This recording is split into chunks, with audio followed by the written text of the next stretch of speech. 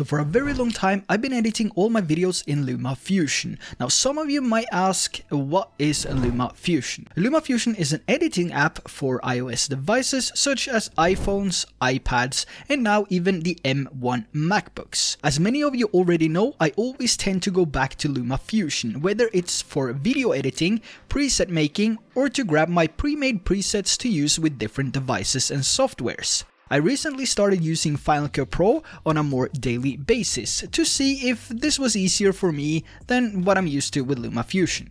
For editing in LumaFusion, I have the 2018 iPad Pro 12.9 inch and the iPad Pro M1 12.9 inch. Both are fairly similar in speed and performance, and I also use different types of SSD disks with my workflow. The SSD disks that I use is the Samsung T5 500MB, the Samsung T7 1GB, the Asus M2 enclosure with a 4GB M2 chip inside, and also a 4TB Western Digital drive. The speed of these are of course faster on the MacBook, but that's not what I'm interested in. I would like to have the smoothest, most convenient, and of course the most relaxing way of editing, whether it's a tutorial, a vlog, review, or a cinematic video. Me and my family have also scheduled a trip this summer to see if LumaFusion can keep up with all the files that I throw at it. Will the editing still be smooth, or will I move over to the MacBook and Final Cut Pro? Editing 400 plus videos with LumaFusion hasn't always been easy. I started editing with LumaFusion back in 2017 and oh man, it was basic. But I didn't really have any interest in making YouTube videos or any form of content to put online. So for me, this was perfect. Just putting something together for fun, amazing. I had a blast editing these videos. So as the editing progressed, I wanted to see if my earlier Premiere Pro and Sony Vegas skills could add more value to my edits. Taking a look back at my first LumaFusion edit and until now, I think I exceeded all my expectations. So as I said, I've been working in Final Cut Pro for a few weeks now, and there is some pros and cons. Of course, there's always pros and cons. So let's start with the cons and the things I didn't expect and don't like. I didn't expect Final Cut Pro to be so basic in form of keyframing. I mean, there's no proper easy ease keyframes here, only basic. Nothing like Premiere Pro or After Effects, so that was a huge disappointment for me. And I'm sure that we will see a better and smoother easy ease system in LumaFusion once the development of these are done. Not being able to export LUTs without a plugin is also something I don't like, and I really expected this software to have that, but it doesn't, which means I'll have to move over to Premiere Pro or Affinity Photo on my iPad to make and export these. And according to the effects list, Final Cut Pro is missing dozens of effects, which you can only find in Apple Motion, which is an After Effects version for Final Cut Pro if you didn't know that already. There's so many things you miss if you don't have Apple Motion. Even if you have Motion, you would need to locate all these effects and link them to Final Cut Pro. And making transitions in Final Cut Pro, to be honest, I'd rather make them in LumaFusion. Though Apple Motion makes it a lot easier, but again, two programs to make and use a proper transition. So there's my list of cons after using Final Cut Pro for a few weeks. Now this might change, I might find workarounds for this, and I might even get some plugins. Now moving over to the pros here, there's a lot of pros for Final Cut Pro as well. So speed ramping has probably been my favorite one. It's so easy and fast to apply, just Shift B here and Shift B there, change the speed and you almost have a perfect ramp. And I also find this to be easier in Final Cut Pro than Premiere Pro and After Effects. And it has masking. Enough said. This is something that I would love to have in LumaFusion, and I know it's coming, it's just I don't know when. So for now, I might see myself using Final Cut Pro for future maskings, even though I feel like I nailed masking in LumaFusion pretty well by using shapes or Affinity Photo.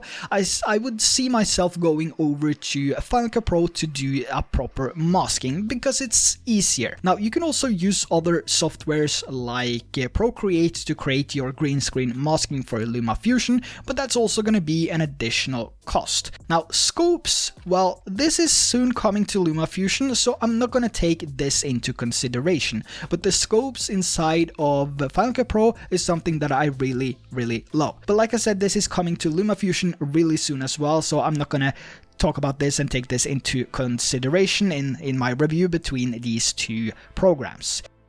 Drag and drop transitions the correct way. Even though I made thousands of LumaFusion presets with endless combinations, not being able to add those to the sidebar for all of you to just drag it over in between the clips is a bit of a bummer. I hope this is in development and that I have the opportunity to have an impact on this. I mean, thousands of presets. Just saying. The next one is gonna be plugins. I don't use any plugins myself, as most of the presets I use I already have on my iPad and in LumaFusion. So either make the video in LumaFusion and export to Final Cut Pro, or the other way around. Now another thing which I really like about Final Cut Pro is that you have the option to skew or distort an image for a 3D look. This is something that I started to play around with, and this is something that LumaFusion lacks at this point, so you would need to look at other apps to implement this into your workflow if you use or want to use these features. Now there's many other things that I like about Final Cut Pro, but these are only minor things, and since they're all minor, the list goes on. But what about the software that I've used the most, which is LumaFusion? What makes this better or worse than Final Cut Pro? Like I said in the beginning, or might have said, I can't really remember that by now, Final Cut Pro lags. It freezes and it slows down now and then. And I don't feel like this is a computer issue, since I have the top spec 2019 model MacBook Pro with 64GB of RAM and i9 processor and whatnot. The issue I described is something that I don't have with LumaFusion, and the 2018 iPad Pro and the M1 iPad Pro, the editing, scrubbing and the response time is so much faster than Final Cut Pro. It's lightning in comparison. So after many years of using LumaFusion, let's start with the cons. Touch rotation. Rotating clips in frame and fit using 2 fingers. A nightmare. 70% of the time I end up scaling the clip instead of applying rotation to it. I'm sure many of you have been there, but when I work and make tutorials or transitions for you guys, I want my workflow to be faster than ever. This definitely slows that down if my presets or tutorials include rotation. My suggestion is to add a lock to the different sliders so you have the option to lock it. So if you want to rotate, I can lock the scale slider, so no matter how hard I try to scale, the scale won't change. Now another thing is saving presets. Like I mentioned before, not being able to save transitions in the transition section for easier drag and drop is something that I would expect by now. After all, I think most users use the app like I do to make vlogs, reviews, tech videos and effects, even travel videos. And I hope this is a feature for the future because it will make things so much easier for any user. Now there's a lot of comments out there saying LumaFusion is lacking features. LumaFusion missed some of the basic things like speed ramping, easy ease keyframing, skew and basic 3D, also audio scrubbing, and the list is long. But as I am a part of the beta test team, I know for a fact that these things are coming, so I won't categorize this as a con. For now it is, but these features are being developed to perfection instead of releasing something which is half-baked. Another thing is 4K transparency export. At an early stage this was possible to do. I'm not sure why it has been removed. It could simply be something to do with Apple's engine. And not being able to make a compounded clip or a nested clip, this is something that we see in both Premiere and Final Cut Pro, being limited to 6 tracks of video and 6 tracks of audio, or 12 tracks of audio if you place audio tracks in the video tracks. This is a big con for me. I would at least prefer to be able to choose video or audio for all the 12 tracks that we have. So making an animation would definitely be easier if we were allowed to use a video on all the 12 of tracks. Another con is adjustment layers. Even though we have an easier way now to multi-select and copy-paste our effects and everything, having an adjustment layer to make effects or add color correction or LUTs would smoothen out the workflow by a ton. Now LumaFusion also has 2-3 versions of every effect that you can apply, which to me is quite pointless. These are just effects with different settings. Now let's get back on track here. This is just features which LumaFusion is missing. These will eventually come. LumaTouch is such a small team compared to Apple and Adobe, so they are excused. That's my opinion. Now, there's not many cons in form of editing in LumaFusion. We have 4K export and it can handle most codecs and resolutions. Even 4 layers of 4K video stacked, the editing is quite smooth. Of course, for me, there is that rotation when using 2 fingers, and this is really high on my list of cons, so hopefully I would see a fix to this in the future. But in comparison to Final Cut Pro, LumaFusion might actually be a better option if you need fast and simple edits. Now, editing with LumaFusion is so much faster than Final Cut Pro on my MacBook. I can't speak for the newest M1 MacBooks as I own none of them, but editing and scrubbing is so much easier in LumaFusion on my iPad, and I can also here connect a mouse and keyboard. So for instance, sometimes I connect my iPad to an LG monitor with the Apple keyboard and a Logitech mouse. This is usually though when I have a lot of copy pasting, because doing the copy pasting is way faster using a keyboard. Now there's also the easiness of editing anywhere you go. Well, you can do this on a MacBook too, but if you own a smaller iPad or an iPhone, you can just store this in your pocket. But this comes with a con. So the smaller the device, the smaller the screen real estate will be. This is something that you need to consider if you decide to start editing in LumaFusion, but for an iPad, I can strongly recommend the iPad Pro 2018 model or the iPad Pro M1.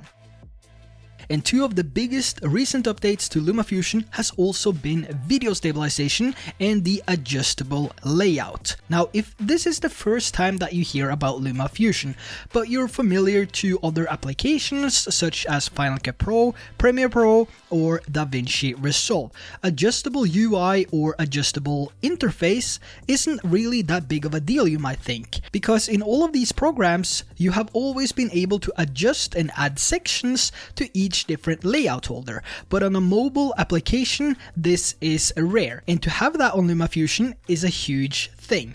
You can scale and adjust as you want with only one knob, so if you want a bigger preview screen and a smaller timeline, or want to see more of your media at once for easier drag and drop over to your timeline, just tap, hold and drag. There's also a list of pre-made layouts which you can select, and you can also change the size of this by adjusting the knob of the different layouts. So you have total flexibility on how you want this to look when you are editing your videos or transferring media.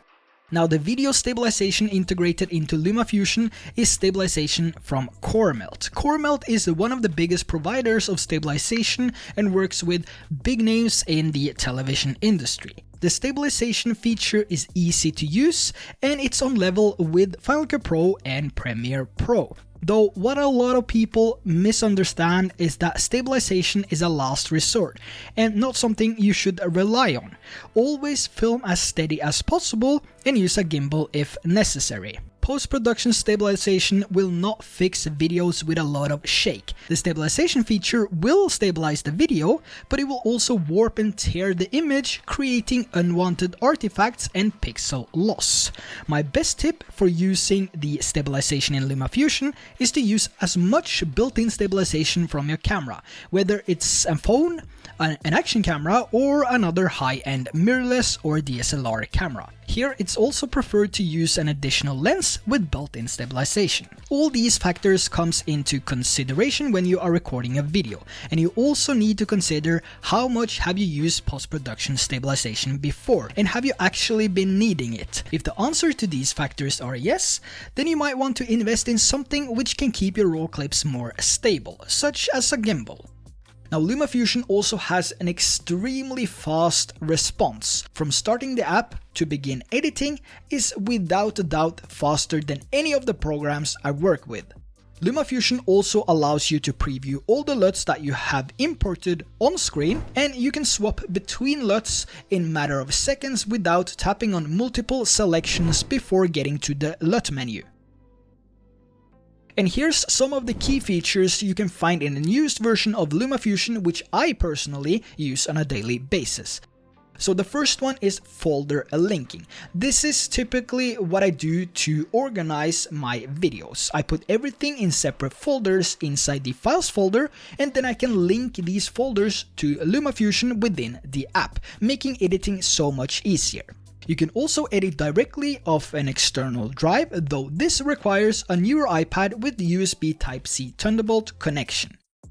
I also connect my iPad and LumaFusion to a monitor, keyboard and mouse. Now you can use the Magic Keyboard if you have that already, but I personally like to connect it to a bigger monitor so I have more real estate to work with and it's easier to do the edits.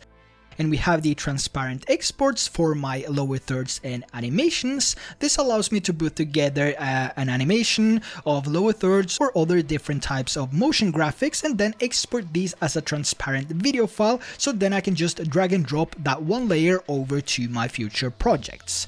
Now the last one, which is my favorite, is the project exports. This allows me to export the project to an external drive, then later open that project on a different device, or whether I deleted the project from my iPad, I have it stored on the external drive and can later open it up in LumaFusion. Now overall, LumaFusion is outstanding, which is the reason I've been using it for so long and always gets drawn back to it. Final Cut Pro for me is still missing features alone if you don't have Apple Motion. So for example, creating a true easy ease curve, I might just do this in LumaFusion over using two separate programs to make one animation. My opinion of these two apps side by side, I can see myself working a lot more in Final Cut Pro as it's still a new software to me and I like to learn new things. But I know for sure I will be drawn back to LumaFusion for most of my edits. It's faster, more convenient, and I can use the Apple Pencil, my fingers, or even a keyboard and mouse, where only one option is available for Final Cut Pro.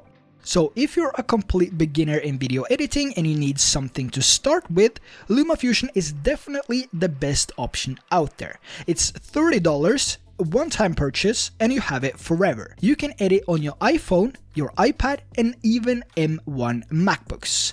And for an experienced editor, I would say LumaFusion as well. It's faster than most softwares, easy to use, and after a few hours of usage, you will probably get hooked no matter level of editing skill. Now, I have been using Final Cut Pro for a very short time, so I might be making an updated version of this video at a later stage when I have some more experience in Final Cut Pro as well. I hope you enjoyed this review. Feel free to share this video to show your support and click that subscribe button and that notification bell for more videos and to be a part of the upcoming 100k subscribers giveaway. That's gonna be it for me. I will see you in the next video.